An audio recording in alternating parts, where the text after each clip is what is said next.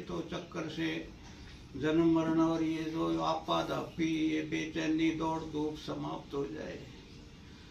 तो ये गुरु पूर्णिमा एक प्रतीक है, हमारे भीतर चांद उतर आया। तो ये भीतर का जो चांद है ना, आज पूर्ण चांद का प्रतीक रूप में गुरु को उपासते हैं। तो गुरु का जो अर्थ है ये नहीं है कि भाई एक सबका एक ही गुरु हो। गुरु तो आपके जो व्यक्ति के नज़दीक है वो गुरु आपका जो जहाँ सबसे ज़्यादा आकर्षण है ना आपका, वही आपका गुरु है। तो गुरु वही है जहाँ मन ठहर जाए, जो मंत्र वही जो मन को मार दे। तो अपने देसी भाषा में लक्ष्मी चंद की रागनी है कि वो है उसका राम जित मन डट जाए। तो जहाँ हमारा मन ठहर जाता है, चाहे वो अपनी प्रेमिका पे क्यों ना ठहर जाए, तो वही गुरु है।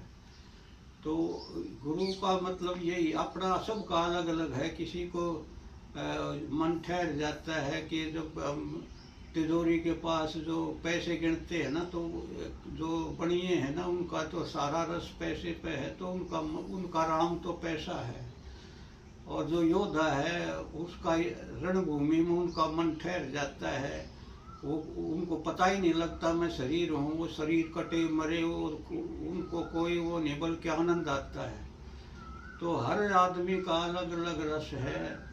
किसी का कहीं है, किसी का प्यार में है, किसी का ध्यान से है, किसी का सेवा से है, किसी का कहीं है।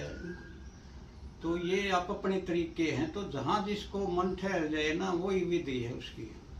चाहे मन आपका खाने में वो लीन हो जाए, जैसे आप भोजन कर रहे हैं तो आहिस्ता आहिस्ता करें, तो स्वाद में पूरा डूब जाए, तो वही आपका ध्यान है।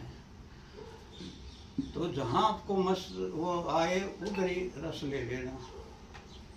तो ये देखो आज अपनी विधि आप ढूंढनी पड़ेगी। किसी को देखो, आदमी सबसे ज़्यादा जो रसिया है ना वो विपरीत लिंग से है। जैसे आप पुरुष हैं तो आप के जो भीतर मन चाहिए, जो छवि हो किसी उसकी स्त्री की, तो आदमी उसके पाने के लिए देखो कितना दौड़ धूप, सारी जो परिश्रम है, पैसा कमाते हैं, धन कमाते हैं, सारा अपने विपरीत लिंग को पाने के लिए कमाते हैं। तो सबसे बड़ा आकर्षण विपरीत लिंग, विपरीत सेक्स है। तो इसमें कोई शर्म की बात नहीं। अगर आपका मन है, आपके विपरीत लिंग है, उस प्राणी में आपका मन ठहर जाता है, तो उसके पास बैठो, उसके भीतर डूबो। तो ये आपकी ध्यान विधि है। ये सबके लिए नहीं है, सबके आप अपनी है जी। तो यहाँ बैठे हैं ना, तो सब आप अपनी विधि से बैठना कि मैं पूर्ण हो जाऊँ, मन की झील मेरी बिल्कुल ठहर जाए और वो चांद उतर जाए।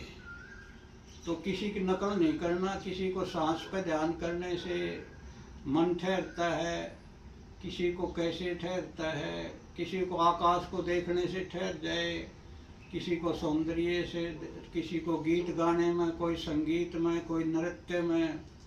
हजार ढंग हैं, कोई एक नहीं है। तो